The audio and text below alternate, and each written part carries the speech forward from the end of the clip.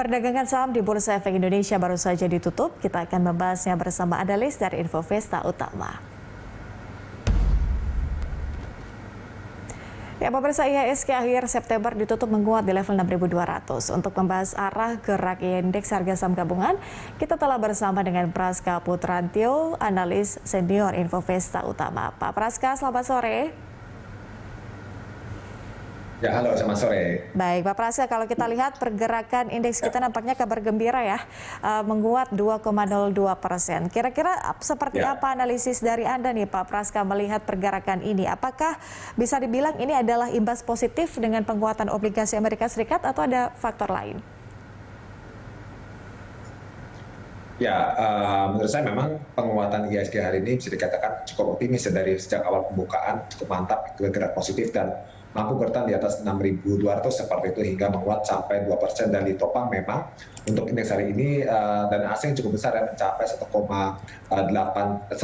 triliun ya, sehingga membuat akumulasi dalam periode 1 bulan terakhir mencapai 8,7 triliun ya di pasar reguler seperti itu. Dan memang ini penguatan IHSG tidak luput juga dari optimisme di saham-saham berbasis komoditas pertambangan, terutama batu bara yang di drive, yang dimana batu bara yang menguat sampai dimantu dan komoditasnya naik sampai 23%, yang membuat harga komoditas tersebut tembus di atas $200 per ton dan mengerek juga penguatan harga komoditas lain seperti minyak mentah dan juga komoditas CPO seperti itu.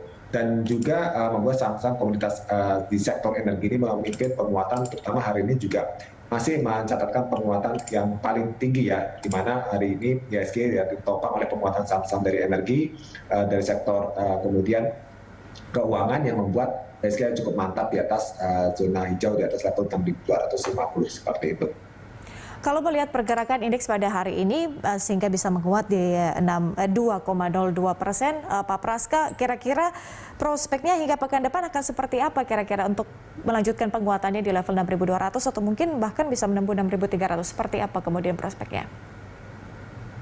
Baik, untuk di pekan depan kita perkirakan untuk Jumat besok ya, saya prediksi ini indeks akan coba penguatan relatif terbatas dan cenderung melemah ya di range-nya di 140 sampai di 6.265 ya dengan support dan resistennya. Sementara di pekan depan saya perkirakan ini indeks juga masih akan berpotensi tertekan ya, karena di range-nya adalah 6.101 di support sampai resisten di 6.226 dengan perkiraan masih tetap bertahan di atas 6.200-an untuk level IHSG. Nah, beberapa katalis yang menjadi sorotan adalah di esok hari adalah rilis GDP kuartal 2 ya, yang final di mana prediksi masih 6,6% dan juga testimoni dari Gubernur Bank Sentral Amerika Serikat Jerome Powell yang mana mengenai prospek ekonomi Amerika Serikat di tengah di mana keputusan rencana tapering ini akan dilakukan di sekitar November ya, dan samping itu juga akan mencoba dilakukan di untuk kita 2000 pertengahan itu rencana kenaikan suku bunga seperti itu.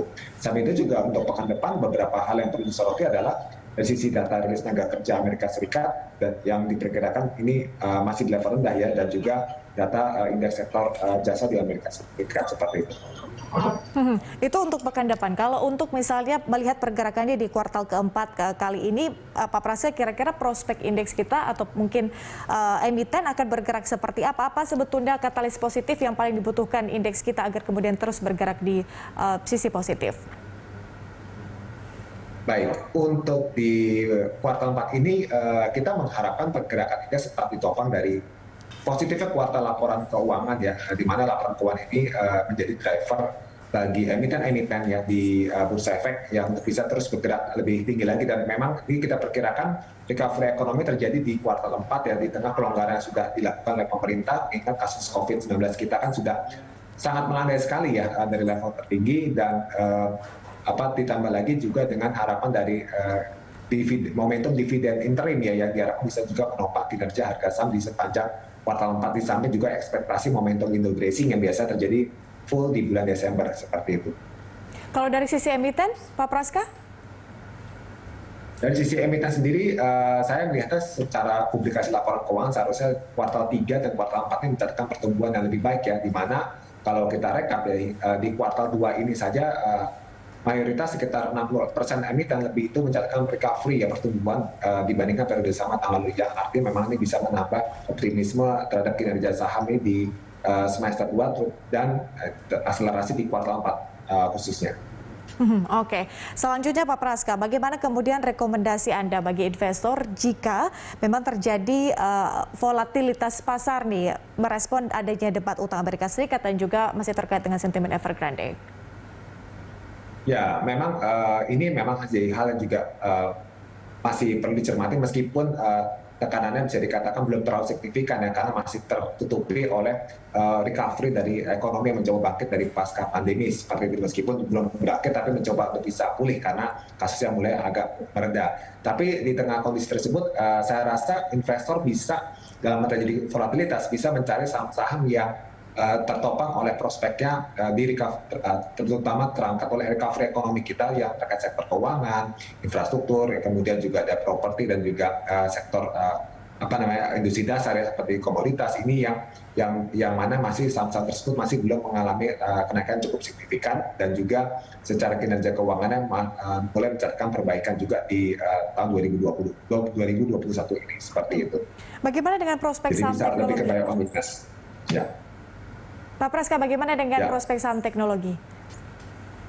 Untuk saham teknologi kita melihatnya secara prospek ya ini memang akselerasinya secara kinerja bisa dikatakan sudah mulai memang terlihat dari 2021 ini ya dan hanya saja secara pergerakan harga sahamnya saya melihat di sini tampaknya saham-saham teknologi cenderung mengalami profit taking ya seperti itu dan mungkin saya melihatnya lebih baik kita menunggu bagi investor yang ingin masuk lebih baik on business karena tampaknya tekanan jual masih tetap ada meskipun secara prospek kita melihat di sini masih cukup bagus untuk saham-saham teknologi.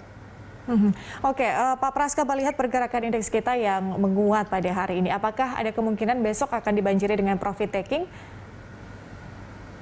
Ya, saya perkirakan besok ada peluang ya terjadi profit taking seperti tadi saya sampaikan dengan range besok IHSG berpeluang melemah ya dari range ada di 6140 sampai di 6265. Memang lebih kepada katalisnya adalah dari rilis GDP US ya kan yang finalnya serta testimoni yang dari Gubernur Bank Sentral Jerome Powell mengenai prospek dan rencana dari kebijakan Bank Sentral Amerika Serikat tersebut seperti itu.